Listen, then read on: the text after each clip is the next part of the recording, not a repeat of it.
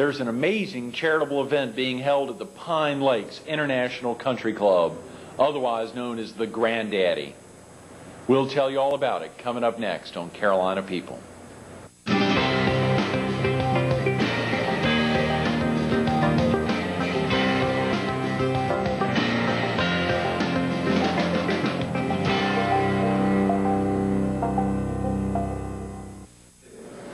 Good morning. Welcome to Carolina People. This morning we're at Pine Lakes International Country Club. We're focused on this Saturday night's American Cancer Society Cattle Barons Ball. And we're visiting with Ken Stinson, the corporate food and beverage director for the Burris & Chapin Company. Good morning, Ken. Good to see you. Thanks so much for coming in this morning. So exciting to think, we're getting this close, 3 days away. Folks will be piled in here. I don't know how you let us in this close to the event. You're probably starting to set up the mechanical bull. We are setting up the tent, as you can see outside, and a lot of the events are starting to come together, a lot of the things that we'll need to have this event. And we're glad to have you here to tell people about this event and hopefully bring out a large crowd. Absolutely, and the buzz is happening around town. It's so exciting to know that Pine Lakes opened their doors and committed so much as a major corporate sponsor of the event. Of course, Dr. Bass is coming in a few minutes to talk about Carolina Regional Cancer Center's involvement with the event. But it's really a big deal. You all have committed a lot. Well, we've committed Pine Lakes International Country Club basically for the entire week in order to set up for this event and to carry out this event for all the people who will be coming to benefit the American Cancer Society. Yes. Ken, about yourself, where are you from originally? I'm originally from Virginia. Came to Myrtle Beach about 8 years ago and was the executive chef at the Mayor's House Restaurant in Pawleys Island for a couple of years, and then went to Ripley's Aquarium as the food and beverage director and started doing catering there and special events, and in January came to Burris & Chapin. How exciting. And it was the Mayor's House that attracted you to the area? Well, actually, I'd been coming to Myrtle Beach for a number of years, probably 20, 25 years as a tourist, and living in Virginia, you have a lot of snow. And getting older, I just didn't want to shovel snow anymore, and I loved Myrtle Beach, and it has a tremendous number of restaurants and great opportunity here. So it worked out well for me. It was just a handful of months ago, back in January, that you came on as food and beverage director, corporate food and beverage director. How did you come to that position? Well, I've worked with a number of people at Burris & Chapin over the years, and Burris & Chapin has gone into the catering business. We have Burris & Chapin Catering, and we have a number of venues and opportunities around town, including Pine Lakes, Breezes Beach Club on the south end. We have the Magic Attic down on the boulevard, which we're having events in now. In fact, we're doing the Carousel Horse Auction there. You did this past weekend, yes, right? And a lot of those things, that type of events. And so we are very busy around town developing our catering business. Oh, yeah, it's so exciting. And I think recently, not to tie off from the American Cancer Society, but for the American Heart Association, you all helped with the chicken bog that was a huge seller out at the Myrtles Market. Right, it was quite amazing. That was for Ashby Ward through the Chamber of Commerce. Right. And we had all projected, as those things normally go, that we would probably do 300 or 400, and if we were really, really lucky, we would do 5, and we ended up doing over 800 plates. I know. So it was quite amazing. Thank you again. Thank you again. Ken, how much of your time has been working with different charity functions?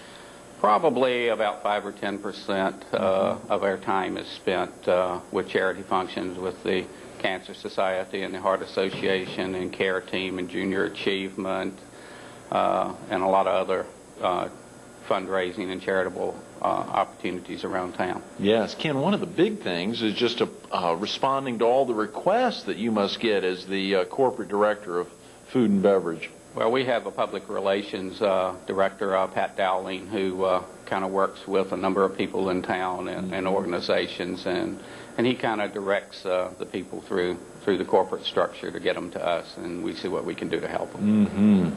Pine Lakes International is the site for the first Cattle Barons Ball, and to think we're just 3 days away to benefit the local American Cancer Society. What preparations will have to be made to accommodate this really, truly special event? Well, we're actually working on one of the old ballrooms here, getting it cleared out, and we're going to use it as a kind of an Old West saloon and bar, and it'll have some gambling. I shouldn't say gambling. Oh, I guess yeah, that doesn't happen, right? We'll have some opportunities for entertainment in that room. Yeah. We'll be using the Robert White Pub. We'll be using this area here for the silent auction. There'll be a huge tent erected out on the front lawn here. Where the entertainment will be. There are two bands that will be playing live. There'll be a mechanical bull. There'll be photo opportunities with a horse where you can have your picture taken, and a lot of other things going on throughout the evening.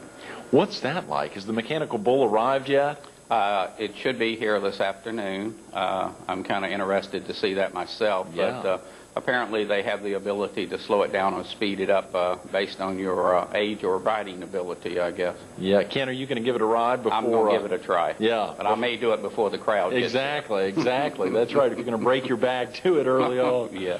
I'm sure it's very safe. When you think about Pine Lakes International Country Club, even though you've only been in town 8 years, you've been coming here for 25 years. With Burrs and Chapin since January, and obviously Burrs and Chapin's only owned Pine Lakes for a handful of years, just a couple of years. Yeah. When you know the significance of this place, Sports Illustrated was founded here. There's been so many events here over the years, and I want to talk about that. We've got about 5 minutes, so just talk about the significance of Pine Lakes International Country Club to the area. Well, Pine Lakes International Country Club was developed by the Woodside brothers, who built the Ocean Forest Hotel, and then they built Pine Lakes, and it was the first golf course built on the Grand Strand, thus the name the Granddaddy. It was designed by a gentleman named Robert White, who was the first president of the American PGA, and he had a couple of fellows that helped him, like Bobby Jones and Mr. Sarenson, who were added a lot to the development of the golf course at the time. And Gene Sarenson, there's a famous story that he played here on his 78th birthday and shot a 78, which is one of those achievements that older golfers always try to do, matching their birthday scores. Right. So you have an opportunity here to come to Pine Lakes, which for a long, long time was a private club, and now it is a public club, so you can come and play and get a tee time. And you can play on a green and walk a fairway that Bobby Jones or Gene Sarenson walked on a number of years ago. So it's an opportunity that is not in very many places in Myrtle Beach to go back in time. And Ken, I've heard a number of folks refer to it when they think of Caddyshack as being very similar to that. Of course, we heard someone talk about it as an antebellum. I mean, that antebellum. Well, the building is done in an antebellum plantation style, and was quite the place back in 1927, 28, and in the 30s. And they had such names, guests with names such as Rockefeller and Vanderbilt, Roosevelt, and that type of thing. So it was a very elite clientele. So there's a lot of history here, and it's very important to Myrtle Beach in its growth. And speaking of history, I think Sports Illustrated recently announced Myrtle Beach as Sportstown USA, or a Sportstown USA. Can we talk for a minute about Sports Illustrated's role, or the role that the Pine Lakes International Country Club had, the Granddaddy had in helping found Sports Illustrated? Well, a number of people from that era came to Myrtle Beach at the time and stayed here, about 45 or 50 of them. And one of the reasons they came here is they wanted to put together an idea for a sports magazine. So just down the hall here in the Robert White Pub, they gathered in the evening and discussed what it would take to do a magazine. So Sports Illustrated was born here, the idea. And it'll be celebrating its 50th anniversary next year in 2004. Wow. That's amazing, Ken, when you think of the significance of that. What makes a round of golf at Pine Lakes a unique experience? Well, where else in Myrtle Beach can you walk and play where Bobby Jones played? Probably one of the greatest golfers of all times.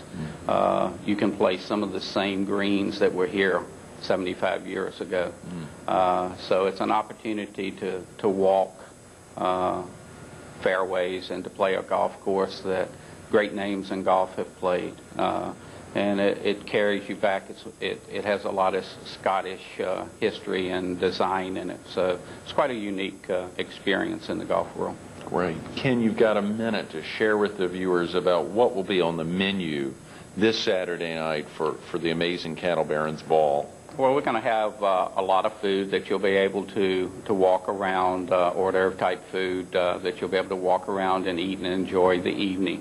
Things like blackjack ribs and Lone Star beef kebabs and Roadrunner chicken kebabs and that type of thing. So That's it wonderful. should be very interesting. Yes. evening. Now, is that having come from the mayor's house and then being at Ripley's and thinking about, you must have had a restaurant background prior to even coming down to the beach. Is it? Are you getting a little bit of your own flair in there? Oh, we always put a little of our own flair in. And it's always good when you have an event like this to try the food, tie the food into the flavor of the event, and that's what we'll be attempting to do that evening. Mm-hmm. Ken and his crew are putting a little bit of their own flair into making this Saturday night's Cattle Barons Ball a spectacular event. Catch him that night on the Mechanical Bull, or maybe you got to get out here a little earlier to see him doing that. But, of course, he'll be out here celebrating an amazing event. Thanks so much for being with us this morning, Ken. My pleasure. Stay tuned to Dr. Steve Bass coming up next on Carolina People.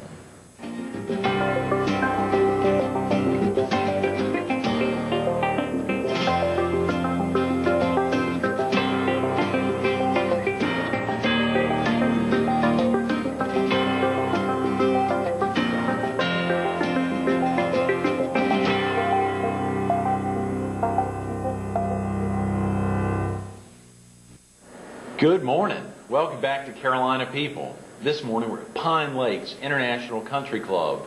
We're focused on this Saturday night's American Cancer Society Cattle Barons Ball.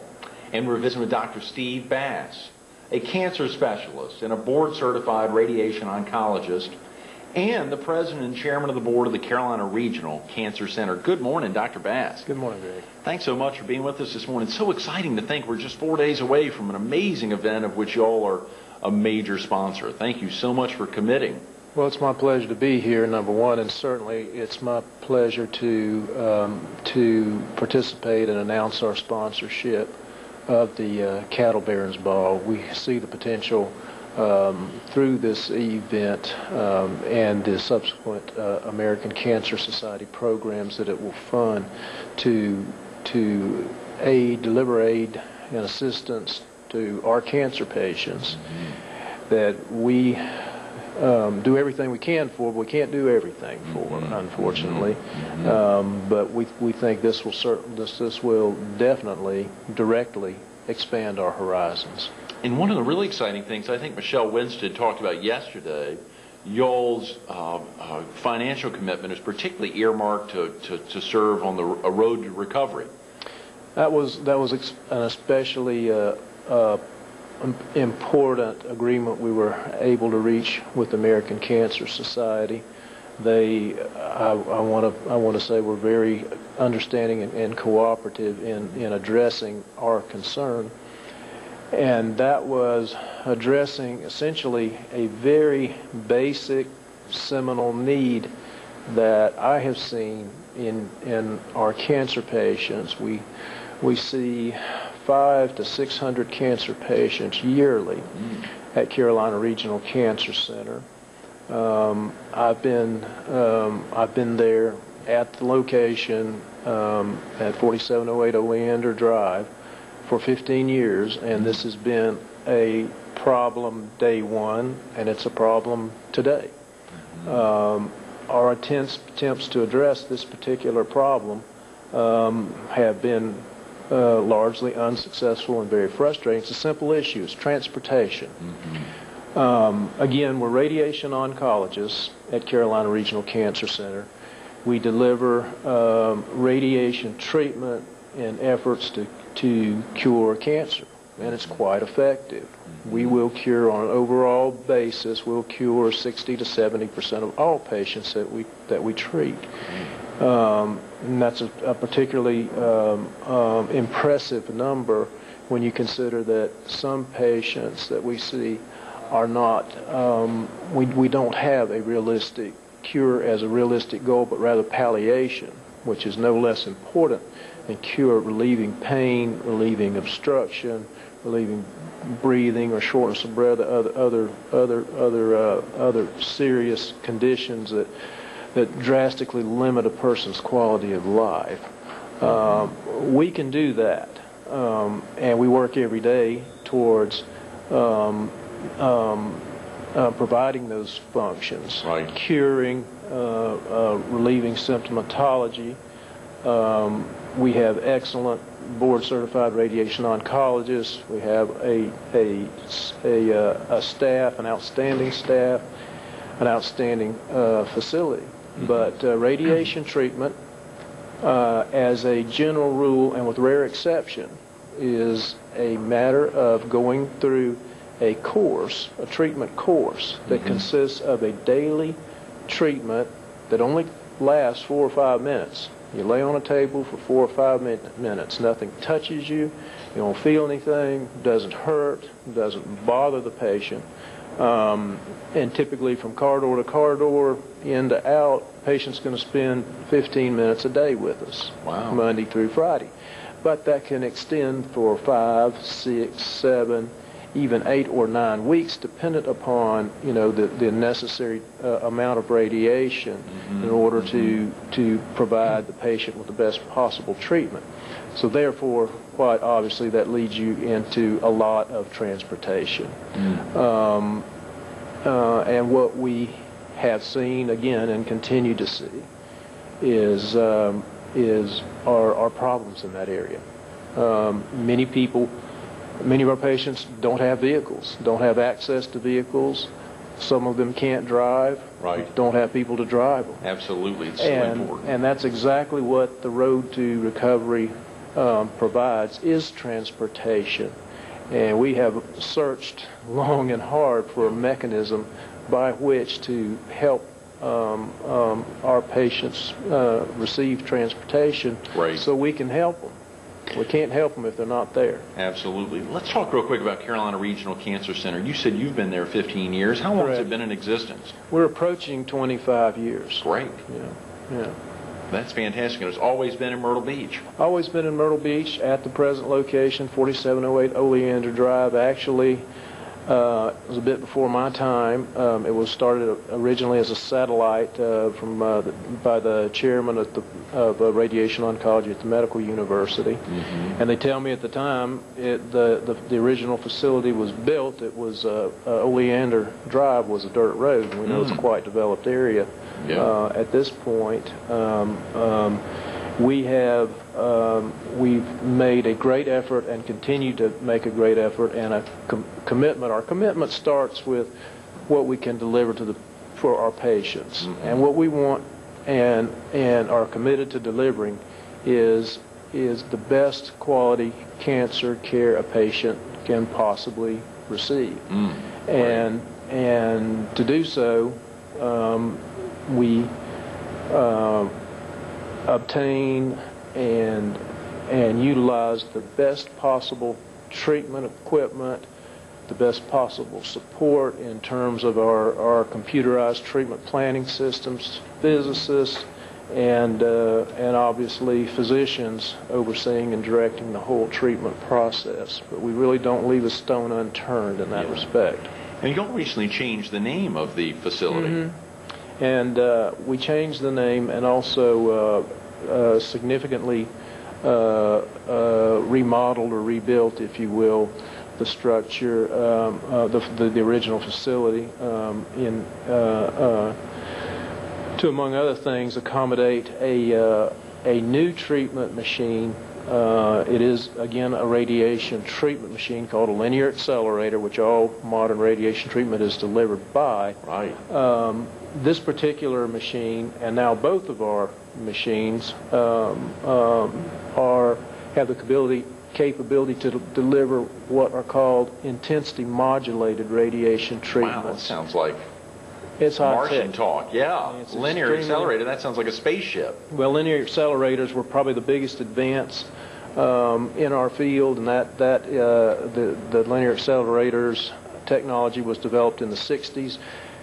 IMRT, intensity modulated radiation treatment, is widely regarded as the next big advance. We've gone through three-dimensional treatment planning.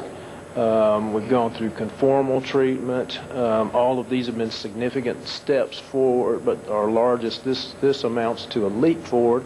And what it allows us to do, quite simply, it's an extremely complex process, but in execution and in what we're doing is, what we're able to do now is exactly what the name says, or the label says.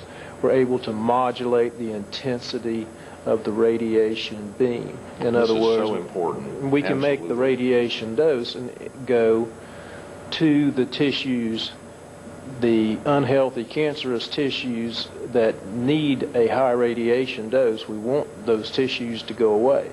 Yet at the same time, they're almost inherently will be close to a tissue within the body that does not tolerate radiation well. So ideally, you have a very low radiation dose to that area, and that's the modulation of intensity. It's a gradient. And I'm glad you high dose to low tried dose. to break it down for our viewers, because it's so difficult at times to understand some of the complexities therein. I'm glad you've taken the time to do that. How are patients referred to the center? Excuse me, I hope I didn't cut you off there, Dr. Bass. We've got so many things here that I want to cover. We've only got 3 or 4 more minutes. Well, typically they're referred after they've been diagnosed with cancer. Right. We actually see most patients that are diagnosed with invasive malignancies. About 60% of all cancer patients will receive radiation on a national basis. 60%? So we probably see closer to 70 to 80% of all patients with cancer. They will come from typically the physician who diagnosed the cancer. Okay. And then we're the next line. How does the Carolina Regional Cancer Center utilize some of the programs offered through the American Cancer Society, Dr. Bass? Yes, we do. We host now, I believe, on a weekly basis, Look Good, Feel Good program. Right. Helping patients with cosmetic concerns. And some of our former patients have become employees and actually work within this program, and we found it to be just absolutely wonderful. Absolutely, and you all have also wrapped around a separate group, albeit very supportive of fighting cancer, breast cancer in that regard, have wrapped around supporting A Cure in Our Lifetime, another local group. That is we are very impressed with that program, and that it addresses the economic hardships that our patients many of our patients go through. And as a provider, because of government regulations, that's a difficult thing for us to do. We pretty much have to do what the government says we have to do, right? Because of anti-kickback concerns, the Stark laws, things we've heard about in health care. But an outside organization can step in and provide that assistance, and so we'd like to help the outside organization as much as we can. Oh yeah. Are you going to be here this Saturday night, Dr. Bass? Oh, absolutely. Looking forward to it. When you think about being a part of really help making it happen, to help underwrite the event, or to really make sure it's a successful event, how does that make you feel when you've attended other events over the last 15 years of which you all have helped sponsor? Well, this one makes me feel particularly excited. It makes all the difference in the world that we know. And basically, it might be kind of a simple, stupid approach, but I know what's going to happen. I know it's something that's desperately needed, and I'm very excited about it. I've got to ask you one last question. If you had one message to pass on to our community, Dr. Bass, about cancer and early detection, what do you think it would be? Well, the message is don't hesitate, don't delay, don't stick your head in the sand. Everybody really should be under the care of a good family practitioner or internist. All of those folks know right down to the nth degree and detail when particular screening procedures should be performed and know how to have them performed so as to best accomplish early detection. I know from having to cure it once it's been, having to treat it once it's been detected, that early detection, you cannot emphasize the importance of early detection. Breast, prostate, colon cancers detected at the earliest stages, our cure rates are actually over 95%. I mean, you really would have a higher chance of having a terminal event from a severe case of the flu than you would from these diseases if they're detected early. Detected late, we've got quite a fight on our hands. You heard him say it. Don't hesitate. Don't delay. Those 4 words are particularly applicable as it relates to early detection of cancer, but it also ties into this Saturday night's event. You can call 843-213-0333 to get information, to volunteer, to donate, or to actually get out here this Saturday night for the Cattle Barons Ball. Dr. Bass, thanks so much for being with us this morning. Thanks so much for sponsoring the event. Yep, again, my pleasure. Stay tuned to more Carolina People coming up next.